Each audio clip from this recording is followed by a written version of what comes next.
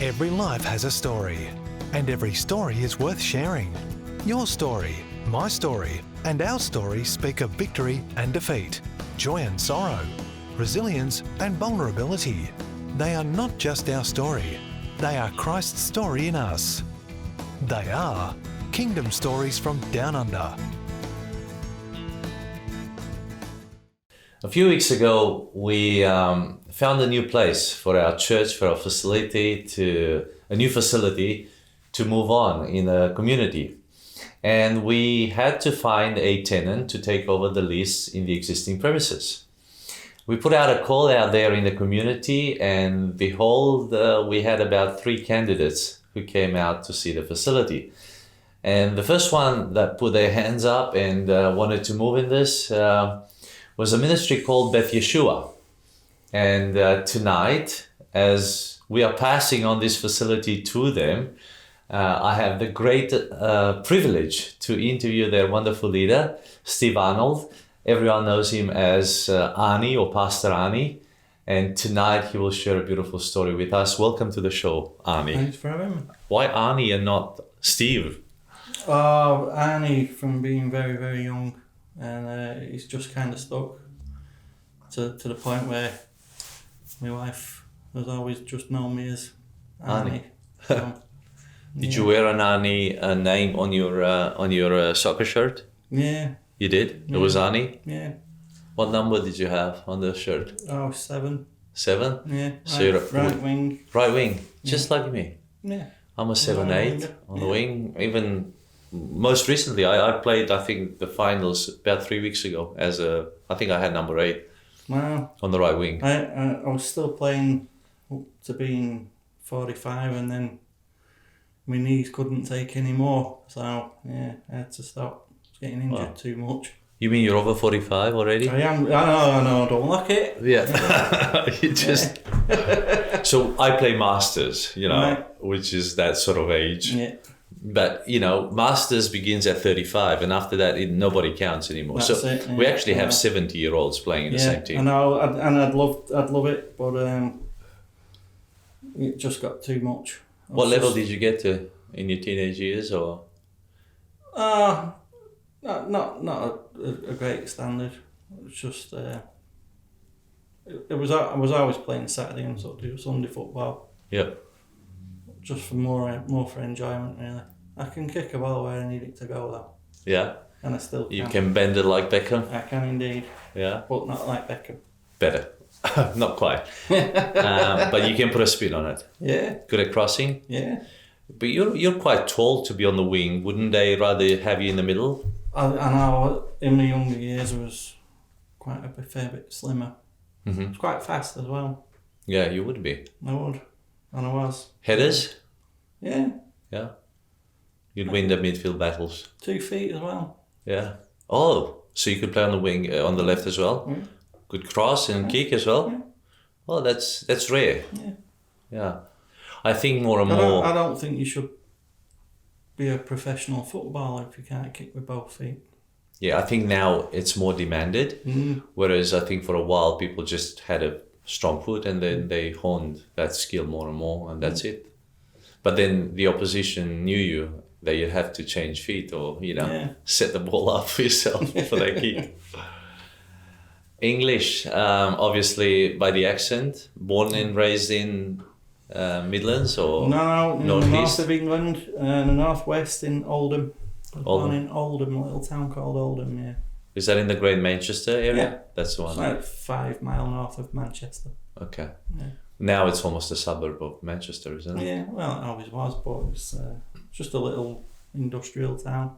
What Factory town. What was manufactured in Oldham? Originally cotton. Okay.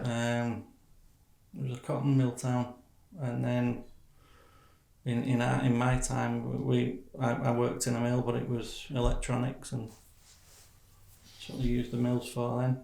And then I got a job in another section of that company as a draftsman. Mm-hmm. I spent some time doing that and thoroughly enjoyed it. Made some beautiful friends there. Machinery drafting or architectural drafting? It was for semiconductors and So electronics. electronics, yeah. Okay. Schematics and stuff, yeah. Wow, beautiful. So I had a kind of an electrical grounding in that, and then I moved. I had friends who were electricians. A good friend I'd grown up with, he got me a job at his place when I was 21. And I was Nice. cabling, and then I was working away from home all around the UK, and I did that. Cabling and electronics and boards. Cabling till systems and computers and phones and Nice. TVs, all that sort of stuff, and that's what I've been doing ever since. So Wow, beautiful. 35 years now. Nice. Paid the rent. So born in Oldham. Yeah. You folks from England, from that area? Yeah. Okay. What's your first memory of childhood? First memory of childhood, wow. Didn't expect that one. I remember 4 being in primary school, making friends with a kid called Stephen Mason. I remember that. He was a friend all through school, and Brian Martin, he's still my friend now. He was my best man. So that's He nice. lives in Dubai now. Wow, that's amazing. Yeah. It's amazing what we remember, isn't it? Yeah, school's kind of sticks out there. How many siblings did you have? Just a sister. Older, younger? Older, 3 years older. Okay. Yeah. And you went local school? Yeah. Walked to school? Yeah. Yeah. Was it rough? Or was it No, it was nice. It was good nice. neighborhood? Yeah. Kicking the ball all through? Always football, yeah. No cricket, footy? I couldn't stand cricket, no. Rugby? No. Just soccer, Just football, yeah. the real football. Hardcore Manchester City, yeah. Yeah. Was it in Oldham mainly Manchester City fans or both United and City? Oldham was a little town, it had a little club, so we did support them as well. Of course. But no, it was always City, my dad was always City. Yeah. So were you going to the Oldham games on the weekends to watch them? No, City, I'd go and... So you'd go to the City games? Yeah. You had a season ticket? Or you No. just pay as you went? Yeah. Okay. Yeah. Well, you must be happy now where City has come. Very happy now, yeah. We had a long time with not winning anything, so... But then Mancini came along. Was it Mancini who won the first? Mancini, yeah, he did. And they got the money, and they are actually the richest club in the world They are. now. Yeah, bar none. Wow. Is that because of their worth of the players and everything? Because of the Dubai royal family that own them. So, Yeah. well, they are the richest club in the world. Look, their football at the moment is just outstanding. I mean, they've come a long way. It's a pity they lost the Champions League last year, but they've got a good chance. They'll win it. They will win it.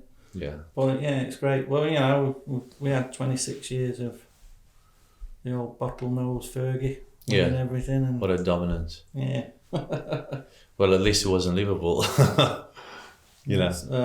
Well, I don't mind Liverpool as much as Of United. course. It's just United. Yeah.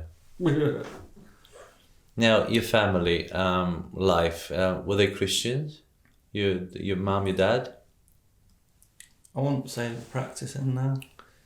Did I have the values? Christian values, yeah, I suppose he did. Did you go to church or Sunday school? No, nothing like that. No. Okay. No. They were brought up in Moston in Manchester. And they did go to a Catholic school. My gran would describe herself as a Catholic. Yeah. Although I don't ever recall her really going to church. My granddad did. My granddad was devout. Okay. That's nice. And he did go every Sunday religiously, yeah. Did he take you with him? No. Did it live nearby? Yeah. Okay. It was a walk, but yeah, a mile or so. Okay. Yeah. And growing up, what was it like in Oldham? Was it affluent? Was it tough? No. Well, we didn't have a car for. We did and then we didn't, and it was a long time we didn't have a car. We walked most places, and is that a rough thing? No, not really. No, keeps you fit, doesn't it? Where would you holiday? Cornwall. Okay. Yeah. Just a bus trip or a train? No, we used to get the train. Yeah. If we didn't have a car, we used to get the train, and a little town in Cornwall called Loo, Looe, Loo, beautiful. What was there to do? Oh, it was split by a big river. Yeah. And fishing, crabbing. We used to go crabbing, Nice. catching crabs and stuff, and it was a beautiful place. Loved it. Yeah. Took Cindy when we yeah. Beautiful. And our kids, didn't we? Teenage years? What was your interest? What sparked your interest? Football mainly. I used to bike ride, play football. I used to draw. I was quite a avid drawer, sketching. Just That was my artistic side. buildings, roads, People mostly. people. Yeah. Okay, portraits. Portraits, yeah. With a pencil. Yeah. Okay. And were you honing that art, or was it just a hobby, or Oh, it was more a hobby, yeah. was it encouraged by the family or the school or anyone? Not especially, no. No, they didn't see the talent. They'll tell you, yeah, he's a good drawer. Mm-hmm. And I am. Was it an escape for you? Was it some like you could do for hours and hours? Oh, yeah, absolutely. What about music? Any other interests? Music, I always loved music. I always thought about playing an instrument, although I didn't pick one up till I was in my early 20s. Mm-hmm. And I just went on a car boot sale one day, and I picked up this. It was just a cheap, nasty Spanish guitar. But, she just wanted a few dollars for it. Yeah. And I took that home and I started playing with that, and then thought I'll get something better. Went to a music shop in Oldham. Yeah. And I picked out a guitar, and it wasn't very good. But I thought, well, that'll do, I'll start with that one. And there was a guy sat there, he had a baseball hat and a rough beard and glasses, and he was wearing cowboy boots, so he just looked like an old hippie, Yeah. Well, he was an old hippie, he was called Mal. And he was like, have you been playing long? No, just starting. Here's my card.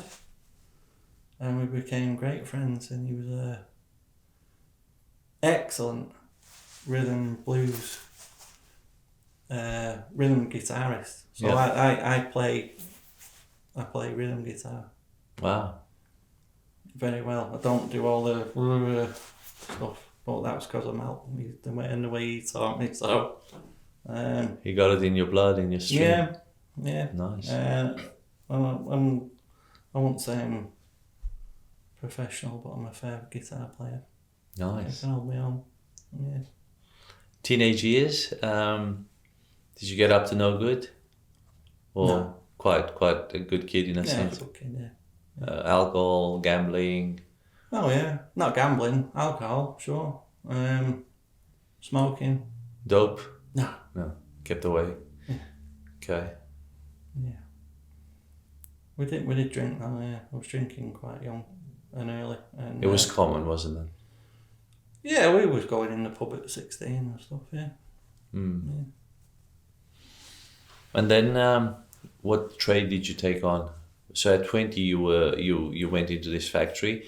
Did you do anything before that? Did you go into a trade school or? Well, I started off on a training scheme doing just like manufacturing, really, like lathe work and Yeah.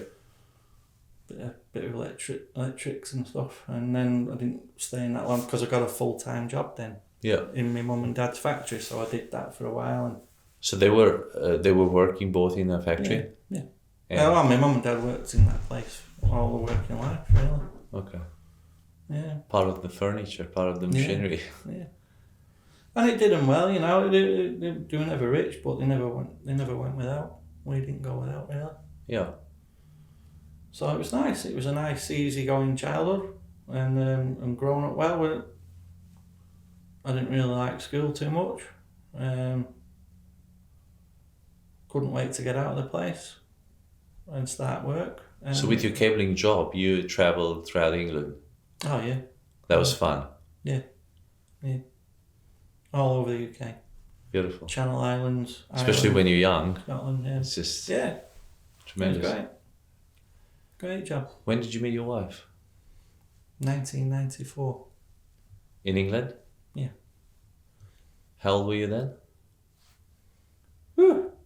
26-ish, weren't we? So you're still doing cables at the time? Yeah. Where did you meet her? We met in Middleton, where I was sharing a house with my friend, and we had a mutual friend in who is now my brother-in-law, and well, Cindy's brother-in-law. Cindy's sister was married to Paul. Yeah. And it's all his fault, really. Of course. You still hold him to it, right? Yeah. But no, he used to cut all our hair, so everybody knew Paul, and he kind of got us together, yeah. Okay. You fell in love? 100%, yeah. How did you pop the question? Do I have to? It was early on, wasn't it? I just asked her. Yeah, I knew she was the one. Yeah. Just knew. And she said yes? Yeah. Yeah. Did you get married in a church or No, registration? Registration office in Yeah. Rochdale. In Manchester? Rochdale. Yeah. Rochdale, okay. Yeah. And then? And then we had 3 kids, and then we came here. What made you come to Australia? Well, Cindy was Australian, so... Oh, Cindy, what was she doing in England? Cindy's mum were £10 pond in the 60s. Okay. And she's one of 9, so... they had a few kids here, and then they ended up going back to the UK, where she really grew up. She was only 11 or 12, only 12 when she went back. Okay. So they all kind of grew up there, and as they've grown and got families, it's a better place to be. Okay. So they all came back. Nice. And you decided to come to Australia? Yeah. Where? Which city? Here. In Perth? Yeah. Okay. Yeah. So this is mid-90s or late 90s? This was 2001. 2001, okay. Yeah. How did you adjust to life in Perth? Initially I struggled. Yeah. Too hot? Getting work and doing, doing what you did and trying to find something similar wasn't too easy. It was just the best job ever I had over there, but so yeah, we struggled settling. Mm-hmm. The kids adjusted easily. Kids do, yeah. Kids loved it. And your wife, it's a better Cindy, place. was she adjusted a lot easier than you did? It's hard because you're away from parents and stuff, so you struggle with that. Okay. So yeah, we didn't settle too well. Mm. So we ended up moving to the Gold Coast. Okay. Which was beautiful. What attracted you to go to the Gold Coast? Was there work? I got a job supervising by then, and I got the same job over there with the same company. So, by then though, we'd become Christians by then. In Perth? Yeah. How did that happen?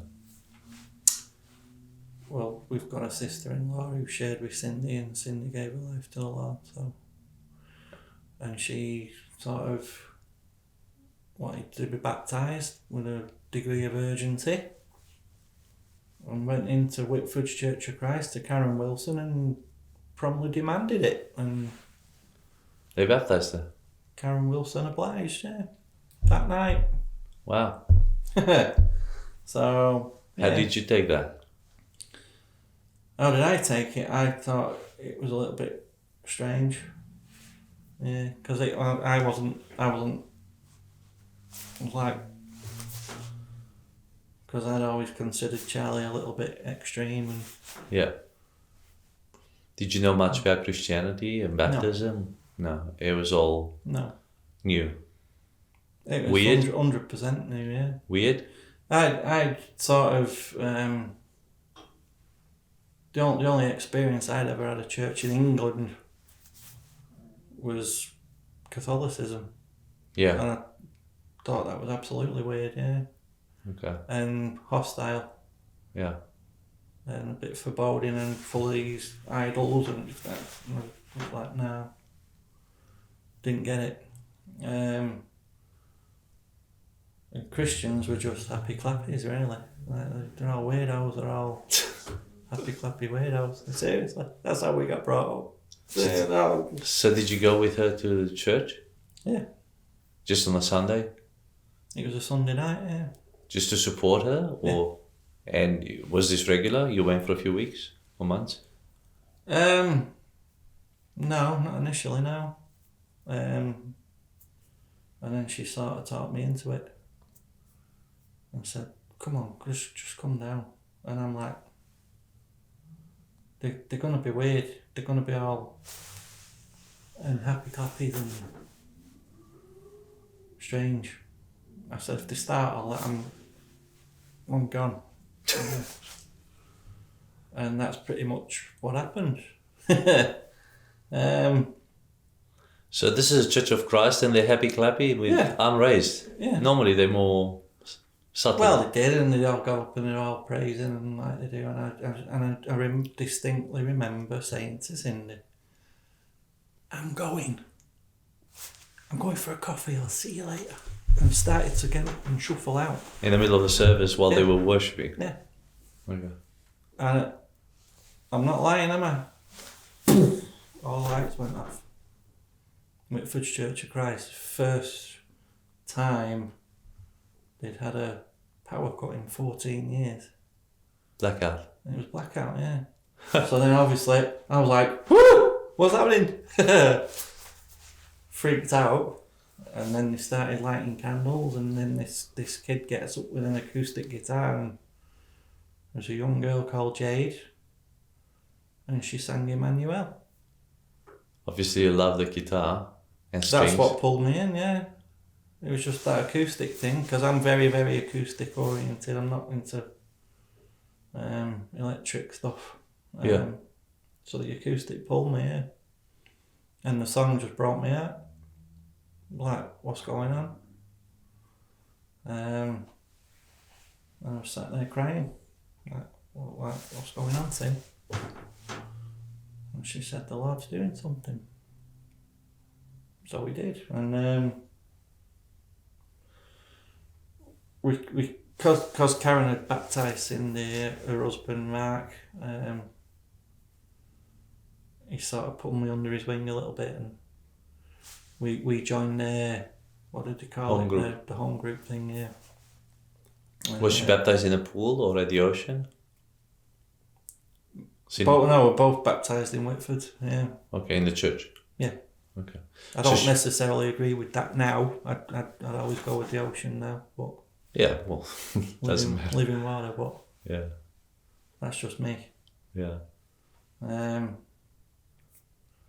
But they took us under the wing, and we grew a little bit there and loved it, and it was a lovely place. It was a lovely place to start your walk, you know. Of course. And the children adjusted to... Children all got baptised there too, yeah. Mm-hmm. children all give their life there. So genuine conversions Yeah. in the kids. Yeah. Beautiful. Yeah. And then we moved. We moved over to the Gold Coast then. Okay. So I was relatively young in our walk, but moved to the Gold Coast. Lovely for the kids because it was very near Dream World and Wet and Wild and the Sea movie World, world yeah. and stuff and all that. So it was great for the kids. You can get an annual pass. For $99, yeah. Yeah, it's great. And we loved it. It was great. Tried to find a church. Ended up in one down the bottom end of the coast. Didn't like it. Didn't settle there. I was playing there. I was playing in the band there for a while. Is this more towards Broadbeach or more It a was, little bit? It was Burley. Burley. Yeah, down at Burley, Reedy Creek, actually. Okay. Never settled there. Charlie and Matt, Cindy's brother, and his wife, they came and lived there, and they was coming too. They didn't like it, and Charlie said, I'm out, I'm done, I can't do it anymore. And she found somewhere else to go. And then it wasn't long after that she came running in the house with this CD. You've got to listen to this!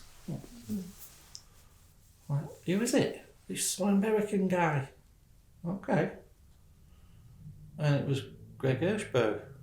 Mm-hmm. And she just caught the back end of him. He'd been teaching there for a week. On the Gold Coast? On the Gold Coast. And he'd gone there with a friend of the pastor. There was a guy called Ed Hoard, who was a pastor in Macon in Georgia, mm-hmm. who knew Greg. And mm-hmm. Greg was thinking about building a building at the time. And Ed said, well, I've got a friend in Australia, Russell. And he built his place in 3 days. Huh. It was a 3-day build thing. And it was a beautiful place in a meadow, and it was lovely. And that's what they'd done. They'd put the farm work up, put the roof on, and everybody crashed in. He was a sparky by trade, Russell, anyway. Yeah. And that's what they did, and they were prepared to go to America and do it for him. For Greg. That was what there was there to have a look at, and he ended up teaching there. This was, when was it? November. It was November time in 2006. Yeah. So I'd started listening to this thing. We'll give this a go. We'll give this place a go. Yep. So we started going to Gold Coast Christian, and I ended up on the worship team there. Mm-hmm. And there's some good guys there. Ken Ham, it was his home church. Yep. You know Ken Ham? Yeah, Answers in Genesis. Answers in Genesis. It was a Ham family church. So Mm-hmm. we met him there, and the Ark Encounter. Yeah, Christian that was before, museum. long before he'd gone over there. No, to do I've that, met Ken. I've met him in the States as well. Yeah, but we met him there, and they had guys there who'd been producing films in the Gold Coast, and they knew the Hollywood thing, and he was telling us all about what was going on in that. So there was a lot of good stuff going on. It was quite a vibrant church, and playing there, and then come the next May, Hershberg's coming back. Okay, cool. And I'd been wearing these CDs out and just absorbing, just driving one? around. Or a number of them? It was 2 or 3, I think. Okay. And just listening to what he taught. And I remember the doors opening in the middle of the place, and it was like a 500-seater auditorium, and he just burst through the doors, and it was early, and I'm setting up on the stage, and he's like, who can I share with? Because that's all he does. He just looks for people to pour out on. And he homed in on me. You were playing the guitar, you were there. I was just setting up at the time, and he came over, he said, you don't know me, I said, actually I do. He went, what? I said, well, I've been wearing your CDs out, I know all about it. And, oh, great, and we just struck up a friendship from there, you know, and it's been solid ever since. And I've sat under his mentorship and his friendship, and I think of him as my big brother. Wonderful. And, yeah, he's a good guy. So you spend that whole week listening to his teaching? He taught there twice on the Sunday, Monday, Tuesday, Wednesday, Thursday, Friday. Went home the next Saturday, and that place was packed. Yeah. Every time he spoke, and like people standing all around. What drew people so much to his teaching? Oh, you throw Messianic Jew out, and people will come and listen. Okay. So he was a Jew who converted to Christianity as a Messianic. Basically, he was. He was an Orthodox he believed Jew. in Jesus. He believed in the Messiah. He was brought up Orthodox Jew. Okay. In New York. And he found the Lord in Israel on his honeymoon. Okay. So it was a big conversion. He had a boutique finance company on Wall Street. Yep. I mean, he was used to flying around in jets and living the life, you know, getting married in castles and that kind of deal. And found the Lord and gave it all up. And he moved to Florida. And he's a bit of a gym junkie, and he's just started working in a gym and then just sharing and learning about the Lord, really. And then he ended up at Ormond Beach, a little Messianic Jewish synagogue, and took it over. Yeah. Beautiful. It was small, just a small beginning. It was only 20 odd people or something, but yeah. And that's where he started. So, and then he got an invite to go to Macon and start Beth Yeshua, and it started the same way. It started small there, but now it's in Messianic terms, it's a big deal. Messianic congregations are notoriously small. Yeah. Groups. Small groups, underfunded. Yeah. But he's got 500 or 600 people. He's got a facility there. It's $3 million. It's paid for. Wonderful. We don't have no mortgage, nothing, and he's got a huge online ministry, and he does a lot with it. Wow. And so we work for him. So, just to understand a little bit about this Messianic,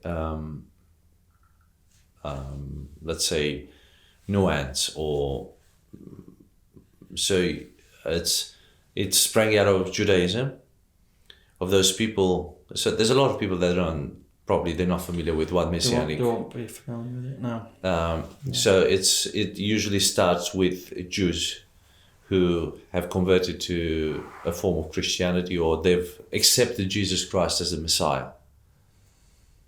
Well, it kind of goes back a little bit further than most think. It kind of goes back to the roots.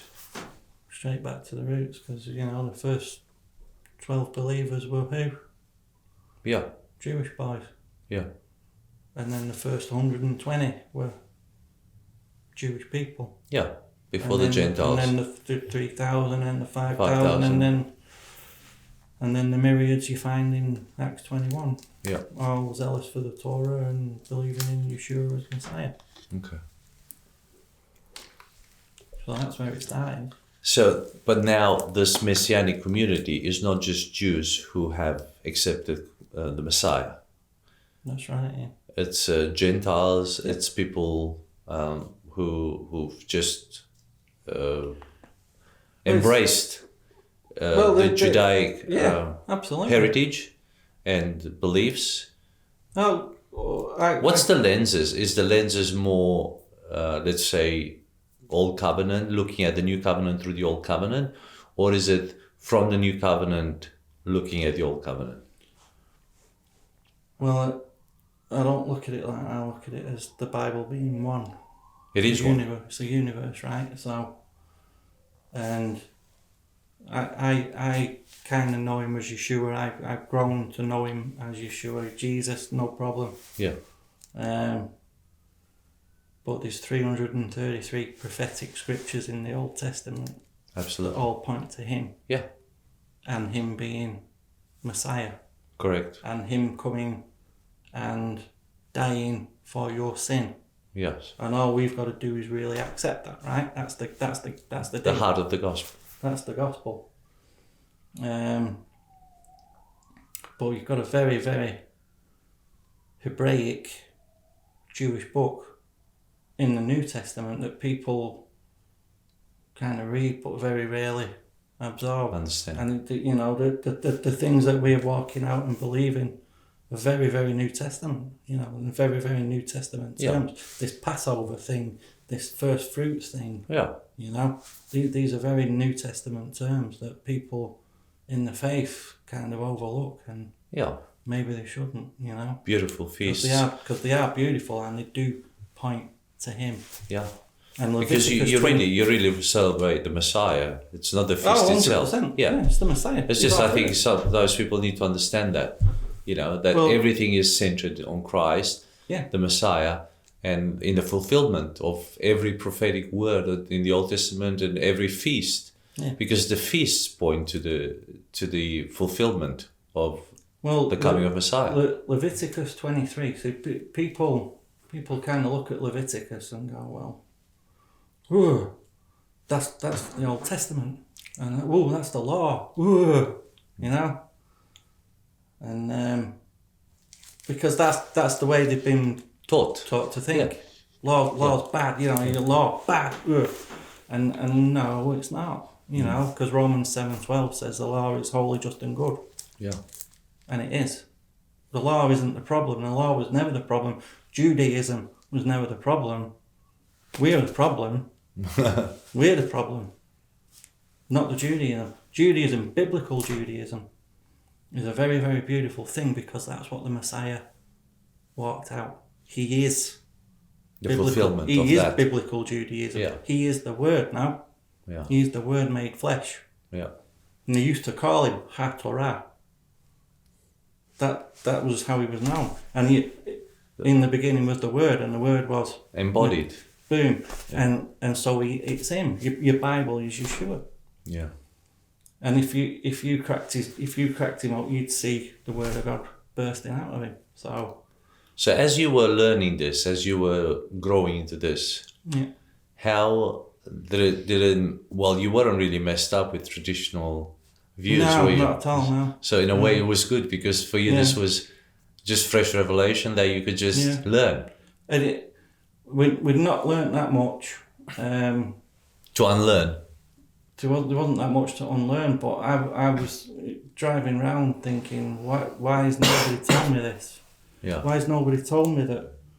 So you gotta if you're a believer, there's a few things you gotta get your head around and accept. One of them is Leviticus 23. Right? You've got to deal with this as a believer in Christ. Yeah. You've got to deal with that chapter because that chapter is absolutely pivotal. Power-packed. Yeah. Power-packed. It's absolutely pivotal, and it's your Bible as a whole because it gives you a blueprint into the whole plan of salvation and of the King's return. Yeah. The whole plan. Yeah. 44 sentences. And the best the church can do is, well, it's Old Testament Jewish stuff. Mm. No, you missed it. Because these feasts are all about him. Mm. He has to die on Passover. Yeah. He has to be buried on unleavened bread. Yeah. Why? What does that mean? What's unleavened bread mean? Yeah. What does leaven represent? That's he right. tells you, doesn't he? Paul tells you leaven represents sin. Sin. So Yeshua has to be the most unleavened bread there's ever been. Yeah. He calls himself the bread of life. Yeah. Why was he born in Bethlehem? Well, that's what it means, the house of bread. The house of bread, Bethlehem, the house of bread. Wouldn't the house of bread house the bread of life? That's right. It's interesting that in Arabic, it's the house of meat. Oh, really? Yeah. Lechem. but that is also prophetic, because Jesus he gave his body. He gave his body. Yeah. Which was the bread of life, but also was the flesh. He said, yeah. So, you know, off me, he said even to them, it is prophetic. So you journeyed with this. Yeah. And then you established this ministry. You thought this needs to develop here in Australia. I'd sat under him for a long time, and because there wasn't really a church that was. There weren't. I mean, there were Messianic groups, but there wasn't too many people that you could understand this or journey with. No. So you had to journey with him more in America. There's certainly not too many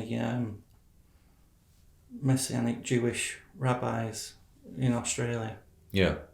I mean, there's many Messianic groups, but they all have their own flavor in a way or other. Yeah. So it's a broad brush to paint, but the principle has to be the same, and it has to be based in the whole of the Bible, Yeshua centered, spirit filled. Yeah. But you've got to get your head around Romans 11. You've got to get your head around Leviticus 23. The feast days. It's part of our culture that we walk out and we live these feast days. It's part of our culture that we eat biblically kashrut. And when did you establish Beth Yeshua Australia? How many years later? 2013. So about 6-7 years later. Yeah. In Queensland or here? Starting in Queensland, we've got very, very little traction over there. So it took you 7-8 years to journey. Yeah. To get that and understanding. And get the understanding and get the teachings and the spirit. And Cindy was also gripped by this, or how was her journey? She was gripped by it, yeah. And the children? The children, you got to understand your. Yeah and no. How old were they now?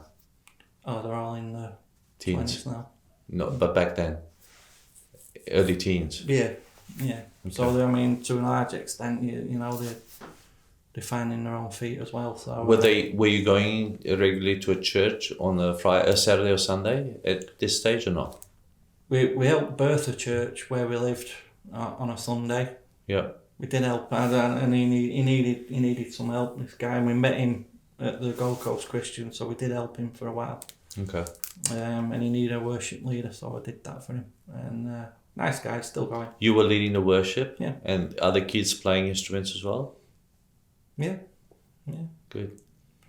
Nice. We pulled a band together out of nothing, and it was pretty good, wasn't it? I'm doing the same again now. So. And then you established Beth Yeshua by faith. Yeah.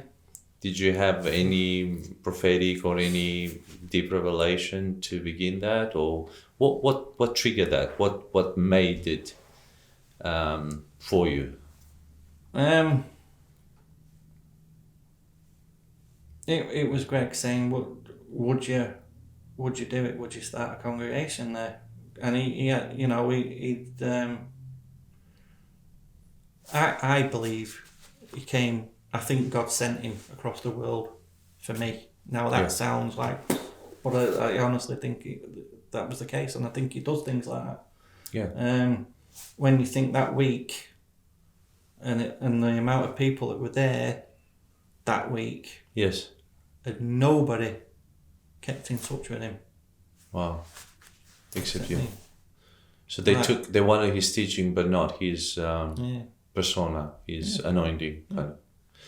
Were you operating in the supernatural? Were you, in the sense, witnessing in your life miracles, healing, prophetic, tongues, anything like that? No. Okay. In the circle that you were with, was that common or not so much? No. It was more evangelical Christianity I'd before. say so, Yeah. Okay. Yeah, I mean, I get where you're coming from. That's cool. No. I'm just trying to see the climate of your persona in that time.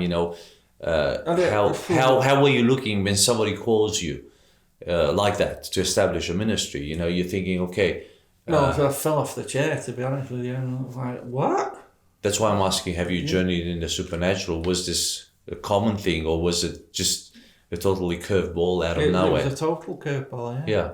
Yeah. Because for somebody that is familiar with getting words and invitations... nothing, not at all. So this was totally strange. Yeah, I don't think it was as strange for Greg, because I think he does things like that, and I know he does things like that. I know he is from the Lord, and he had an aura about him, and I knew he was holy. I did do that. So when he was, when you know. Yeah. And so when he was ministering, was he mainly teaching, or was he operating in some giftings as well, apart from the teaching gift and impartation? Oh, he'll do things like, the Lord's told me I've got to baptize somebody called. Okay, so he was operating as supernatural. Yeah, absolutely. Okay.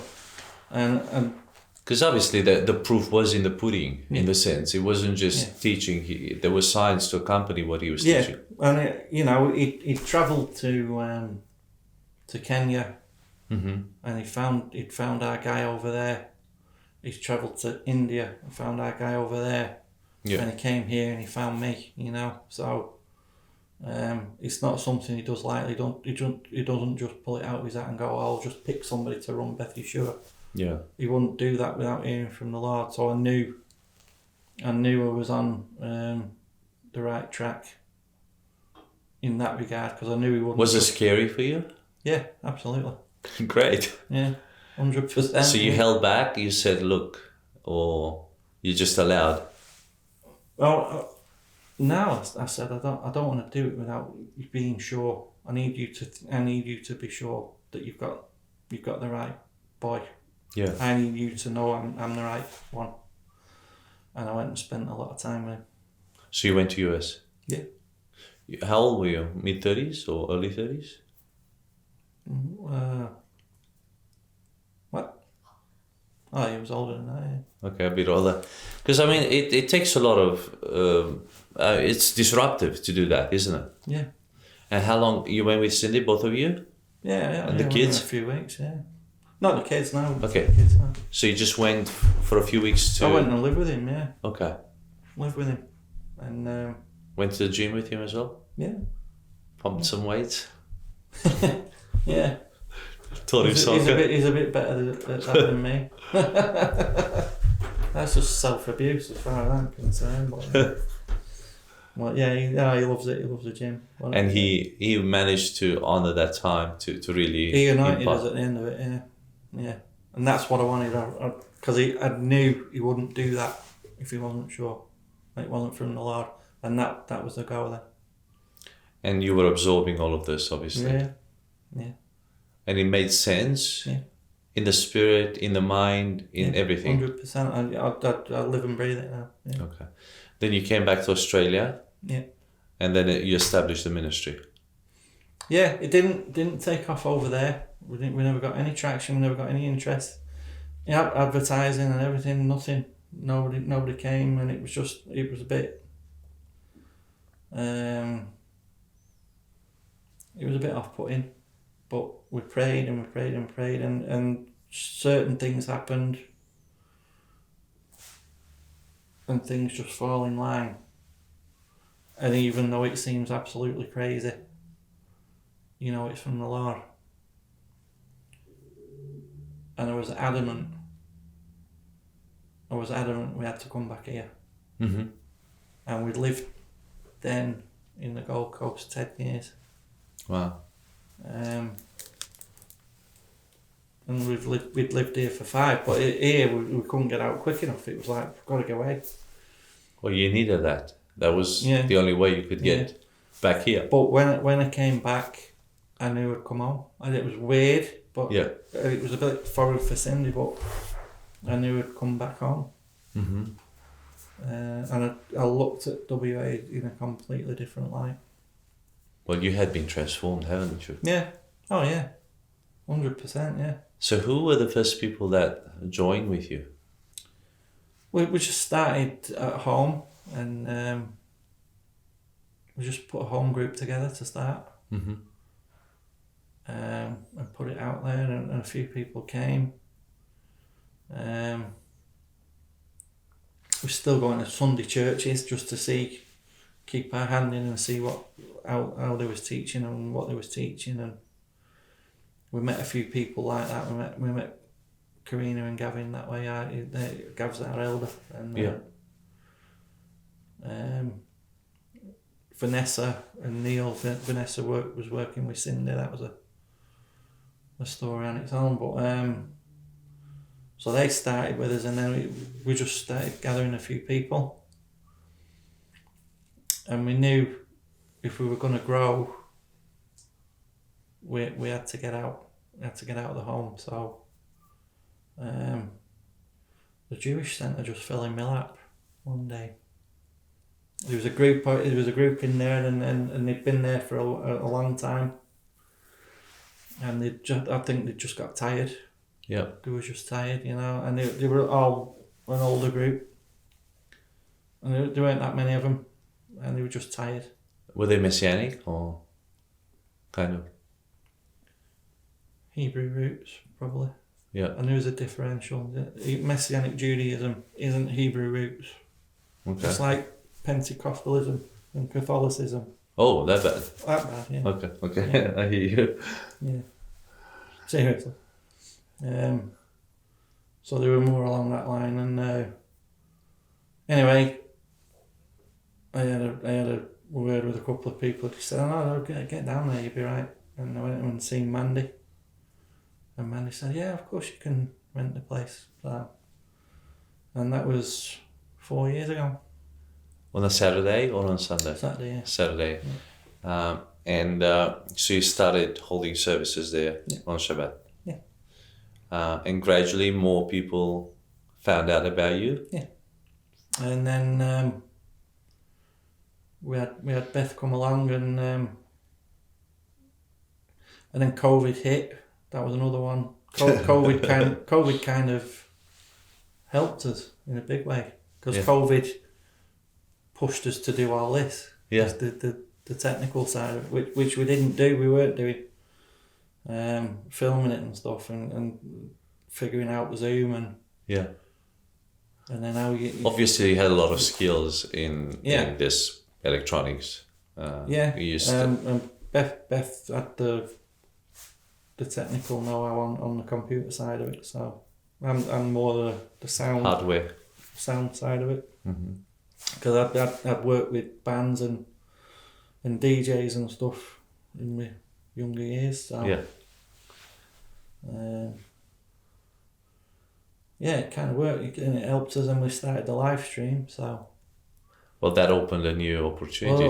We're getting people tuning in from all over the world. Yeah, it's beautiful. Like deepest, darkest China or Turkey, and because you can tell off your stats, and some through YouTube or through that's live Facebook. Stream. Live stream, and YouTube's on it. Yeah, YouTube's growing now as well. Yeah, wonderful. We don't do Facebook. Well, I sort of advertise it on Facebook, but we don't do Facebook Live. Yeah. We just do the live stream off the website. Wonderful. It works, it works. Yeah. It works well. And now the Lord is giving you a new facility to operate from, which is phenomenal. And we need our own home now. So it's interesting how at times we want things to go fast, but slow. God's timing is different than ours. What did you learn in this process? Some of the life lessons that you've learned. Obviously, you've come a long way, but for most people, or maybe even for yourself, you would have liked to get here a lot quicker. No, it's a process. You move when the Lord tells you. That I've learned that. We don't do anything He doesn't want. We're here for Him. I'm a vessel of His. Yes. And I'll do whatever He wants, whenever He wants. So I don't necessarily move until He tells me to. And He tends to make things obvious for us, so it's because I'm not schooled in a seminary or anything. I don't necessarily think you have to be. You just need the Holy Spirit and the Lord's guidance. So yeah, I mean, if you've got the Holy Spirit and the Bible, what else do you need? What school did Peter go to? Yeah. So. Look, everything helps, but it doesn't have to be a template. Now, that's it. I mean, I think it comes down to intimacy, with God. That's it. Man. That's where you learn. Spending time. Jesus said, "Learn of me." Learn of me. That. Spending time, and I spend a lot of time. So, how do you? I just want to go deep into your war room now. How do you spend time with the Lord? A lot of people struggle with this. Others just strive at this. But I think it's important to share. I don't sleep too much. I get up very, very early and just spend quiet time in the Word. Mm-hmm. Mostly. So you read? Yeah. And you wait? And you listen? And you write? Yeah. Meditate? Yeah. And I spend a lot of time in my office, yeah. Is this early morning? Mostly, yeah. But I try and get 4, 5 or 6? 4, 5, yeah. Mm-hmm. Every day. So there's a discipline to it, and I think you've got to be. Yeah. But how close you want to be? If you want to be close to him, you've got to put the hard yards in. I take it very seriously, being a shepherd and a gatekeeper. Yeah.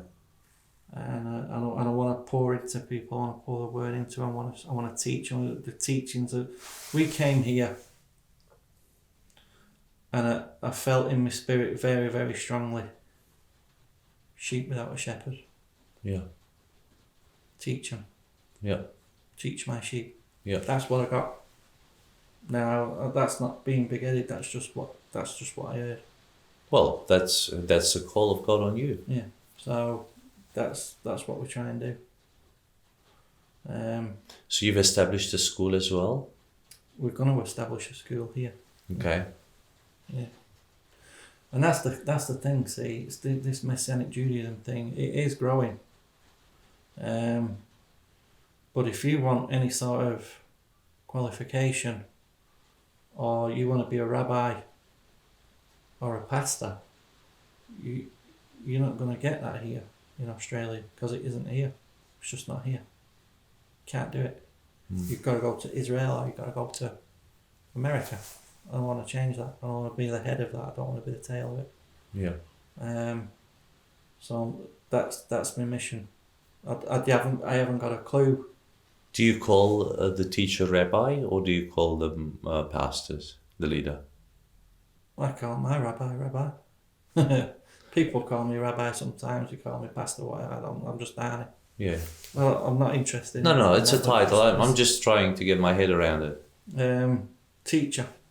Yeah. I mean, a teacher. Yeah. And in your eldership, in the board or a group of elders, you try and operate in the fivefold as well, to have pastors, to have teachers, to have prophets, evangelists and apostles as well, if you can, obviously. If we can, we you need the people. We're only a little group, really. But I've got people in my congregation who will take hell on with a water pistol. How many churches can say that? Not many. And I have. That's beautiful. The real deal. So you must be very close to the people. I mean, you're doing life on life with them. Vulnerable. You can be betrayed anytime, really. Yeah, I don't worry about that. Yeah, of course, because love wins the day anyway. Yeah. And I think, it's a beautiful place to be at, because a lot of pastors have to guard themselves. A lot of teachers, they protect themselves. No, I don't worry about that. Yeah. Don't worry about that at all. We have blessed subtraction, he deals with that for us. If people need to be gone, they're gone. I don't. He just no trouble. See you later. And the children, are they still at home, or are they married? The family life? No, my girls are away. They're married, and my lad's got a beautiful girl now. So you've got 3 children? Yeah. 2 girls and 1 boy? Yeah. All married? No, my son's not married yet. Okay. Yeah. Hopefully soon. Yeah. Is he still with you? He's living with you? Yeah. That's nice. Yeah. And you're laying cables at the moment? Are you working in electronics as well? Now I do fibre to the home. Okay, optical fiber. For optic company. So. And your wife? Sin now, so she don't work now. She's at home. She's at home. Massive support for your ministry, of course. Doing the ministry, yeah. Couldn't do it without her. No, absolutely not. And none of you are paid at the moment because No. it's still infant. Yeah. One day it should be. Yeah. You should be able to derive that income, but you're Yeah. obviously tent making. Yeah. And loving it. Yeah. Yeah. What's the plan? What's the next stage for Rani? Obviously, you're moving in. A new chapter opens up. What would you like to see? I want to move. I do want to move into more full-time ministry and get this school, this seminary going, and like I said, be a place where you can come and learn, where you can do Cert 3, Cert 4 and diploma and degree and masters in Messianic Judaism. There's nobody else doing it, Okay. so why can't we? Well, couldn't you map one of the courses that there are at the moment with the flavour of Messianic That's Judaism? what we're going to do. Well, we need to get established in here first and get an address and. You probably don't know this, but you're not aware, but we run the Australian School of Ministry here. We ran the Australian School of Ministry. We are working as an RTO. And we The run reason we met. we run Diploma of Christian Ministry and Theology, and we run Graduate Diploma of Christian Ministry and Theology. There you go. That's why we met. So we've been doing this since 2015. Really good. So we're all online. It's We need to it's a talk small more, world. I tell you. It's a small world. So yeah, and we've done a similar as you have. Obviously not with that bend, not with that flavor, Yeah. but strong in the apostolic, strong in getting people to operate in their calling. You probably don't know, but my father had. So I have Jewish roots. Mhm. And my father was a man who loved the Lord. Mm. And you probably heard of, I don't know, they used to be called, back in Romania, 7-day Pentecostals. So they were Pentecostals who celebrated the 7 days. They were holding the feasts. They even actually did the tents, and they would sleep in tents. Oh, yeah. So we lived next door to people who were celebrating these feasts, and they would hold the Shabbat as well. And it was funny because they would hold both days. They would hold the Shabbat and the Sunday, which was beautiful. We respected them, we loved them. And Dad had a passion for these people because he understood them. He understood the heritage, and he would go and teach and pray with them. And even when they were doing their celebration, Dad would go and be with them. So he was embracing them. People often confuse them with Seventh-day Adventists, but to him it was very clear, and we knew that because they were our neighbors. We actually had, fence. We as kids we used to play in their tents, and so we knew exactly what they were doing. And this is under communism. You got to understand that they couldn't communicate. There was no teaching. There was no information, books. Only somebody would come through and would teach, and it was very interesting. At times it got skewed because of the flavor of the teacher. He would bring some. That's why I think it's important, as you said, you got to establish biblical concepts, not. Sometimes these people adopted other bits and pieces which came from, either legalistic or they came from culture.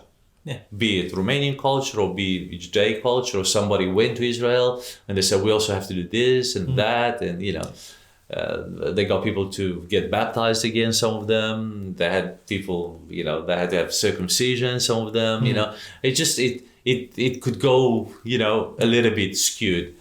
But I think the essence was there. But they lacked proper discipleship. Yeah, and that's the key, isn't it? Yeshua taught. So yeah, so it's interesting. I love this journey because we've seen that. We're familiar with Messianic ministries back in Romania because there's quite a lot of Christians in Romania and a lot of Jews, you know, and also in Israel and in America. And yeah, I mean, we used to run, and we still do, we run Messianic worship in our church, and we love doing that. And we used to celebrate Passover, and we did that with dinner and everything to teach the concepts, you know. When we teach our kids, we teach the concepts so they understand exactly why, you know, the Passover was there, what happened, how we celebrate Jesus, and when we take communion as well, you know, the Lord's Supper, you know, it's a celebration of that Passover, and, you know, for them to understand. And you'd be surprised, you know, my 6-year-old daughter understands it, and there's Christian people in church that have gone to church for 40, 50 years and they don't make sense of it. And it's so simple. Yeah. I mean, even the menorah itself, you know, I say to people, 7 prophecies that point to Jesus. I mean, the middle one is Emmanuel. It's so simple, you know, you know, it's in front of you, it's vivid, you know, you see it, yet you don't know what it means. Yeah. So I think, you know, there's so much richness in that we can miss out on. And that's what we're trying to do. We're trying to light people up with the truth and with the Bible and the whole Bible and everything. Yeah. That it's about as far as first century belief goes. So that's where we've got to get back to. Yeah. That's what we're trying. And I think, look, even the new apostolic sort of revolution that is going on around the world, or has been going in the last sort of 20 years since the noughties.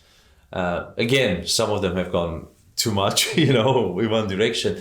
But I think the you know, with Peter Wagner and other people that have started this, John Kelly in US, their heart was to return to the practices of the early church, you know, to the roots, to the truth of the early church.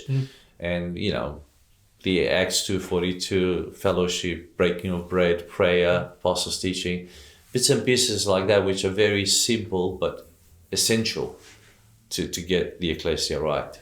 Yeah. It's about getting all the man-made stuff out of it and getting back to the simplicity. To the simplicity in the word of the Bible. And you're right, the Bible is quite clear and simple. Yeah. And I think you know, you can dance around it and you can say, well, this means this and this means that. Well, no, it doesn't. I think that COVID has done a lot of resetting in the world. Yeah. Yes. And you know, the church is returned to the homes in most places around the world. And now, you know, we have a saying in Romania, we know the gospel according to the pulpit. You know, we don't know the gospel according to the Bible. We know the gospel from the pulpit. And now, because it's, you know, it's come back to the homes, yes, you can listen and watch the preaching, but you've got to understand the gospel for yourself now. Yeah. And that, you know, the Holy Spirit brings a lot of spiritual guidance. So next for you, school, obviously, to equip ministers and leaders in understanding the Messianic Christianity, if you want to call it, or Messianic Judaism, I don't even know. Yeah, I came here and we found there's been a lot of bad teaching. You know, as far as Hebrew roots goes and what you get on the internet, and some of the things we were hearing, being taught here in Perth, was bad. It was a bad witness, and you know, we've got to break them chains and make it what it should be. You know, it's a beautiful thing, this gospel, but you've got to do it right and in the right heart with the right information. Yeah. So the teaching's all important. All important, and it's all got to be word based and breaking it down so that people understand it from an Hebraic point of view. You know. Have you learned Hebrew? Some Greek. I'm no expert. You know. But obviously, you'd love to study. You'd love to go deeper. You'd love to have your whole time kind of immersed in this. Yeah. And look, I believe that God will make that happen sooner than later. I'm sure He will. We're on a journey, so. What's the legacy you'd like to pass on to the generations that follow? To believe in Yeshua with all your heart, all your might, all your soul, all your strength, and be who you're called to be. be in the Word and walk it out and shine your light. That's where I'm at. That's what I push every week, and that's how I want to be remembered. That we stood for Jesus, and we shone our light. That's beautiful. Yeah. You know, our slogan is "Shining Jesus." You may not take that off. You can leave that on. Might change it to Yeshua. Okay, that's fine. I'll tell you where to print it. But yeah, because we thought the same. You know, a lot of people say shine for Jesus, but I think we need to shine Jesus. Yeah, of course. You know, the essence of who He is. He's the light, and, you know, embedded in us. 100%. So that's what it's all about. It's all about Him. Every page. yeah, You've got to read the Bible and see Him on every page. That's what I try and teach. Yeah. And connect the old with the new because it's one. And, yeah.